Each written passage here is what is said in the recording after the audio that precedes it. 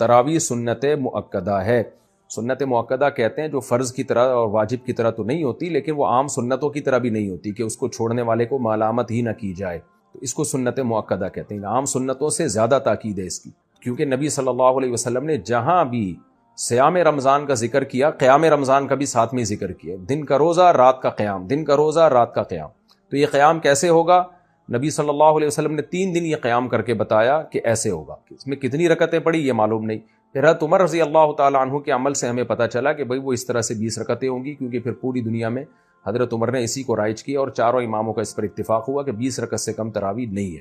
تو اس سے پتہ چلا کہ یہ جو قیام رمضان ہے نا، یہی تراویح ہے اور کم سے کم یہ 20 رکعتیں ہیں. تو اس لیے، اور یہ سنت مؤکدہ ہیں کیونکہ ان کی بہت زیادہ تاکید ہے.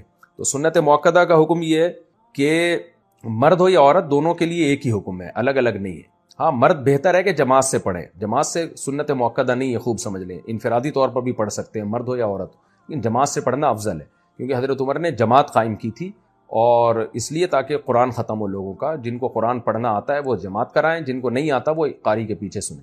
تو اب خواتین پہ تو مسجد کی جماعت فرض نماز بھی لازم نہیں ہے، تو تراویح کہاں سے لازم ہوگی؟ تو اس لیے خواتین بہتر ہے گھر میں تراویح پڑھیں.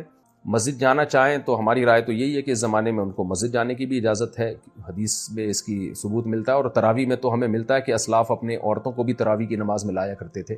تو لیکن بہرحال سنت مؤکدہ یہ ہے کہ پڑھ لیں آپ. جماعت سے پڑھنا سنت مؤکدہ نہیں ہے، گھر میں پڑھنا زیادہ افضل ہے. تو آپ گھر میں تراویح پڑھیں، 20 رکعت پڑھیں.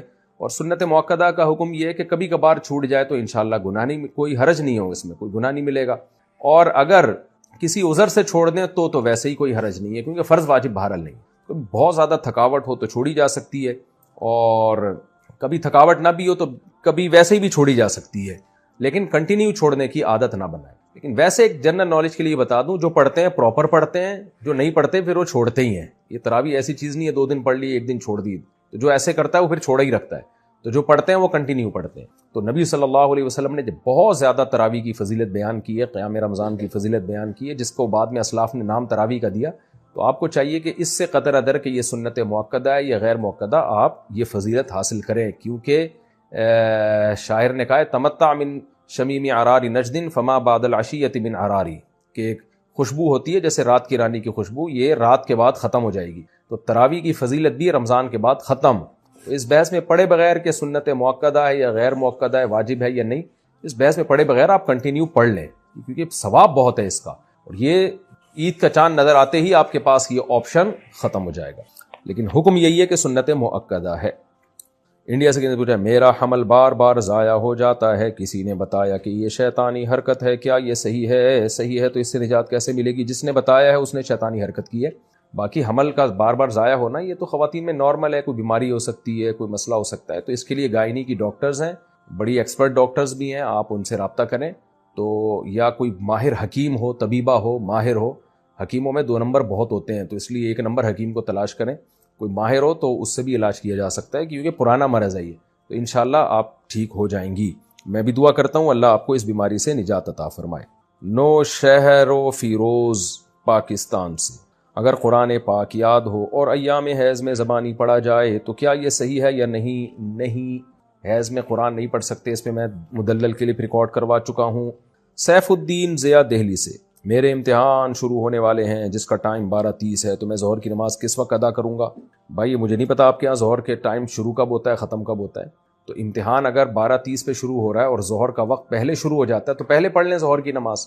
اور اگر ظہر کا وقت 12:30 تک شروع نہیں ہوتا تو پھر امتحان ختم ہونے کے بعد اگر ظہر کا وقت قائم رہتا ہے تو پڑھ لیں، امتحان ختم ہونے کے بعد پڑھ لیں. اور اگر آپ سمجھتے ہیں ایگزامینیشن ہال میں جتنی دیر بیٹھوں گا ظہر کا پورا وقت ختم ہو چکا ہوگا، نقشے میں دیکھ لیں، میپ میں، یعنی جو جدول ہوتا ہے نا جس میں نمازوں کے ٹائم ہوتے ہیں، تو پھر آپ کو امتحان کے دوران نماز پڑھنی پڑے گی. اس کا طریقہ یہ ہے کہ آپ کسی بہانے سے چلے جائیں، واش روم چلے جائیں یا کہیں بھی وضو کر لیں اور پھر جا کے جلدی سے 4 فرض پڑھ لیں. آپ سنتیں ایسے مجبوری میں چھوڑ دیں آپ، لیکن فرض نماز کسی قیمت پہ قضا نہیں ہو سکتی، خوب سمجھ لیں. عائشہ اختر راجستھان انڈیا سے، ہمارے ہاں 2 باتیں بڑی عام ہیں. ایک یہ کہ حشر میں ایک سوال ہوگا جس میں آپ سے پوچھا جائے گا کہ آپ کا پیر کون ہے، اگر اس کا جواب نہیں دے پائے تو جہنم میں جائیں گے. دوسرے یہ کہ جس کا کوئی پیر نہیں ہوتا اس کا پیر شیطان ہوتا ہے، اس لیے پیر بنانا بہت ضروری ہے. تو مہربانی کر کے بتائیں کیا یہ باتیں درست ہیں؟ دیکھیں پہلی بات تو بالکل ہی کل عدم ہے کہ حشر میں سوال ہوگا آپ کا پیر کون ہے. نہ پیر کا سوال ہوگا نہ منگل کا سوال ہوگا، ذہن میں رکھیں. باقی یہ کہ جس کا پیر کوئی نہیں ہوتا اس کا پیر شیطان ہوتا ہے، یہ کسی حد تک درست بھی ہے کسی حد تک غلط بھی ہے. درست اس سینس میں ہے کہ عام طور پر جب آپ کے پاس علم نہیں ہوتا اور آپ صاحب علم کو اپنا رہبر بھی نہیں بناتے تو آپ گمراہ ہو جاتے ہیں، پھر گمراہ لوگ آپ کو گمراہ کر دیتے ہیں، غلط قسم کے اسکالرز کے ہتھے چڑھ جاتے ہیں آپ. تو صحیح علماء جو صحیح علم رکھتے ہیں ان کو پیر و مرشد بنائیں آپ، کیونکہ نبی صلی اللہ علیہ وسلم نے فرمایا، بلکہ قرآن میں فَاسْأَلُوا أَهْلَ الذِّكْرِ إِن كُنتُمْ لَا تَعْلَمُونَ، تمہیں علم نہیں ہے تو اہل علم سے پوچھو، ان سے رابطہ کرو. تو اس سینس میں علماء پیر و مرشد ہوتے ہیں. تو آپ جس کو بہتر سمجھیں کہ یہ اس کے پاس تقویٰ زیادہ علم زیادہ ہے تو اس کو اپنا بڑا بنا لیں، لیکن وہ خود سنت کا متبع ہو، خود توحید پرست ہو، بدعتی نہ ہو، شہوت پرست نہ ہو، حب دنیا کا مریض نہ ہو. تو یہ بہتر ہوتا ہے، کیونکہ بے لگام اونٹ جو ہے نا وہ پھر ادھر ادھر بھٹکتا رہتا ہے. تو اس کا رزلٹ دیکھیں نا آپ، جو علماء کو فالو نہیں کرتے پھر کدھر جاتے ہیں. اور غلط مطلب اس کا یہی ہے کہ وہ پیر بنانا گویا فرض ہے، تو بھائی فرض نہیں ہے، اصل ہے قرآن و سنت پہ چلنا. تو علماء کی رہنمائی میں قرآن و سنت پہ آپ چل لیں، بے شک کسی کو پیر و مرشد نہ بھی بنائیں. تو جو اصل ہے شریعت کو فوکس کرنا ہے. تو اگر کوئی پیر بنائے بغیر بھی شریعت پہ چل جاتا ہے تو پھر اس کو یہ نہیں کہا جائے گا کہ اس کے پیر شیطان ہے. ہاں چلے وہ علماء کی نگرانی میں ہی، تو عملی طور پر علماء ہی کو پیر بنائے گا وہ، لیکن زبان سے نہیں کہے گا کہ میرے پیر ہیں وہ. محمد حارث انگلینڈ سے، یہاں 90% مرغی کے انڈوں میں سرخ اسپاٹس ہوتے ہیں. معلوم ہوا ہے کہ مرغی کی فارم میں چہل قدمی کی وجہ سے یا دیگر کسی وجہ سے کوئی نس ڈیمیج ہو جاتی ہے، رہنمائی فرمائیے. دیکھیں مجھے نہیں پتا یہ سرخ اسپاٹس کیوں ہوتے ہیں، لیکن حقیقت میں اگر انڈا وہ اتنا خراب ہو جائے، ٹائم گزرنے کی وجہ سے اس میں سرخ اسپاٹ پیدا ہو جائے، تو پھر اس کا کھانا جائز نہیں ہے، کیونکہ وہ سڑنے لگتا ہے، وہ خبائث میں داخل ہو جاتا ہے. تو اب یہ آپ کو پولٹری فارم والے ہی بتائیں گے کہ سرخ اسپاٹ کس چیز کا ہے. بلڈ کا ہے پھر تو غلط ہے، بلڈ کا اگر نہیں ہے تو پھر ٹھیک ہے. ساؤتھ افریقہ، کیا بریلویوں کے پیچھے نماز پڑھنے سے نماز ہو جاتی ہے؟ رہنمائی فرمائے بریلویوں کی مسجد میں اذان دینا کیسے ہے؟ میں جس محلے میں رہتا ہوں وہاں بریلویوں کی مسجد میں وہاں نماز پڑھنے جاتا ہوں. پھر مجھے وہاں کے لوگ کہتے ہیں کہ آپ اذان پڑھیں، تو میں جواب دیتا ہوں کہ ہمارے ہاں اذان سے پہلے صلاۃ نہیں پڑھی جاتی. تو کیا میں نے ٹھیک کیا؟ رہنمائی فرمایا اذان تو بھائی کسی بھی مسجد میں دی جا سکتی ہے. باقی بریلویوں کے پیچھے نماز پڑھنا جائز ہے یا نہیں، تو مسئلہ دیوبندی بریلوی اہل حدیث کا نہیں ہے.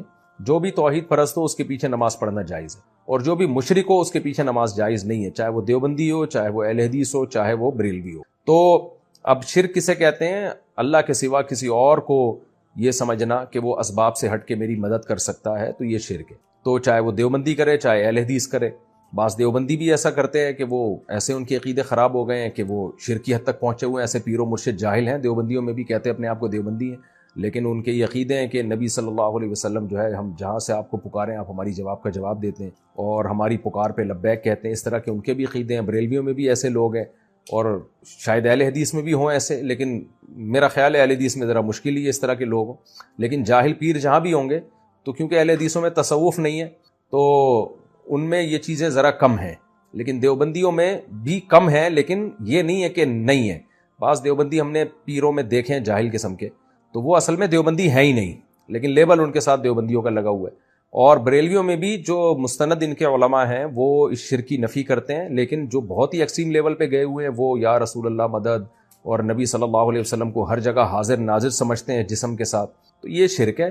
تو ایسا کوئی بھی امام ہوگا اس کی اقتداء میں نماز جائز نہیں ہوگی. تو مسئلہ دیوبندی بریلوی اہل حدیث کا نہیں ہے، مسئلہ یہ ہے کہ صحیح العقیدہ کے پیچھے نماز ہو جاتی ہے، جو شرکی عقیدہ رکھتا ہو اس کے پیچھے نماز نہیں ہوتی.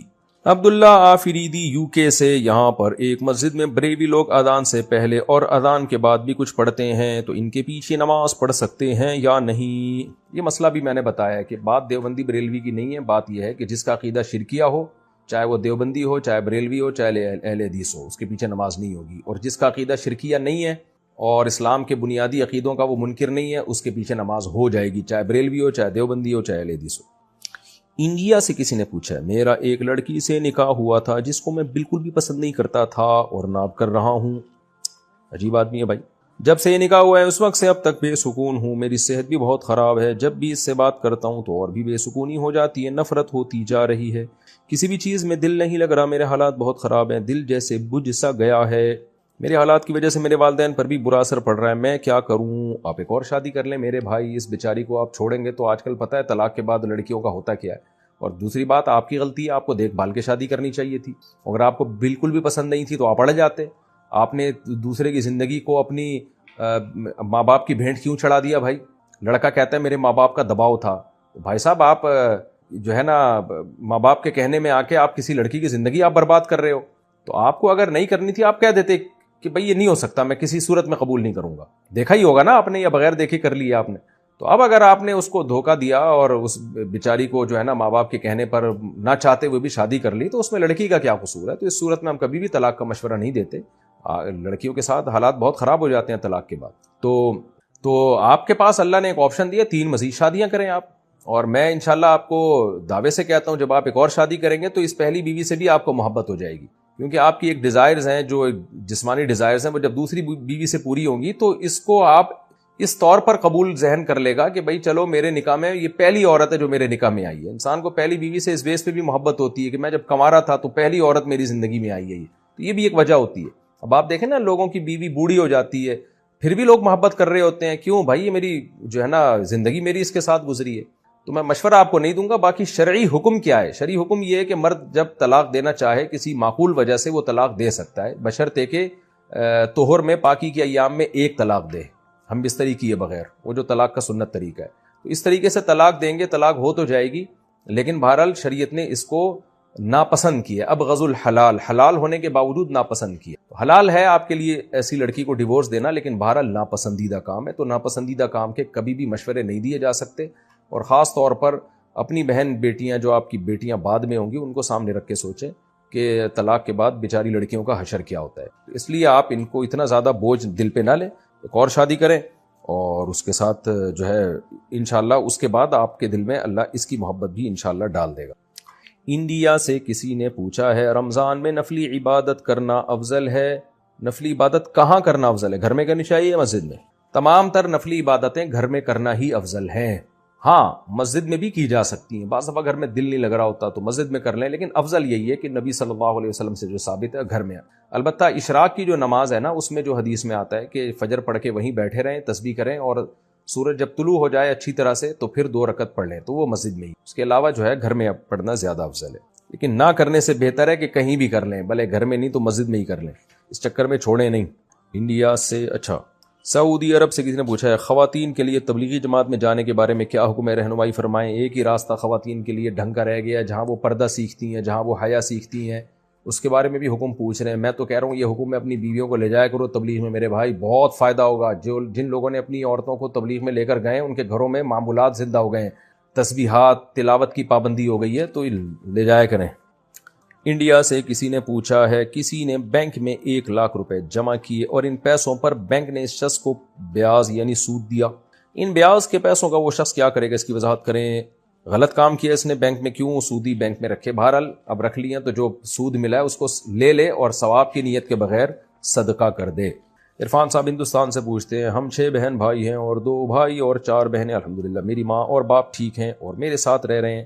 میرے والد کے پاس 3 جائیدادیں تھیں جن میں انہوں نے میری بہنوں کی شادیوں کے لیے 2 جائیدادیں بیچی تھیں, اور ان کی شادی میں انہوں نے انہیں سونا اور پیسہ اور دیگر گھریلو ضروریات جیسی قیمتی چیزیں دے دی تھیں, اور میرے والد نے انہیں بتایا تھا کہ میں نے آپ کی خاطر کروڑوں کی 2 جائیدادیں بیچی ہیں, آپ کو پیسے اور سونا دیا ہے اور آپ کی شادیاں اچھے طریقے سے کی. باقی جائیداد ان 2 بیٹوں کی ہوگی جو میں اور میرا بھائی ہیں, اور وہ بھی اس وقت اس پر راضی ہو گئے تھے. اب اتنے سال گزر چکے کہ میری بہنیں اس پراپرٹی میں حصہ مانگ رہی ہیں جو میری اور میرے بڑے بھائی کی ہے. میرے والد اور والدہ اب بھی ایک ہی فیصلے پر ہیں کہ باقی ماندہ جائیداد مجھے اور میرے بھائی کو تقسیم کر دیں. الحمدللہ ہماری بہنوں کی اچھی جائیدادیں ہیں, لیکن پھر بھی وہ اس جائیداد میں حصہ کا مطالبہ کر رہی ہیں جو میرے والد نے میرے اور میرے بھائی کے لیے رکھی ہے. جو رقم اور سونا میرے والد میری بہنوں کو ان کی شادی میں میرے والد نے دیا تھا وہ اس حصے کے مقابلے میں بہت زیادہ قیمتی ہے, وہ جو جائیدادیں مانگ رہی ہیں. میں صرف یہ واضح کرنا چاہتا ہوں کہ کیا میں یہ جائیداد اپنے والد اور والدہ سے لے سکتا ہوں؟ کیا اسلام میں اس جائیداد کو قبول کرنا قانونی ہوگا؟ براہ کرم مجھے مشورہ دیں, مسئلہ بتائیں.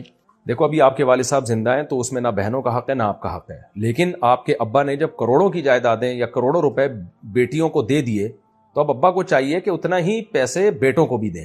یہ کہنا کہ جائیداد میں بیٹیوں کا حصہ نہیں ہے یہ غلط ہے, کیونکہ ابا کے انتقال کے بعد جتنا ابا کا مال ہوگا دوبارہ سے اس میں پوری وراثت تقسیم ہوگی اور بہنوں کو بھی پورا حصہ ملے. تو اب اس کا یہی حل ہے کہ ابا چونکہ ابھی زندہ ہے تو زندگی میں یہ کام کر لیں کہ جب بہنوں کو دے دیا ہے تو پھر بیٹوں کو بھی ان کا حصہ زندگی میں دے کے ہینڈ اوور کر دیں.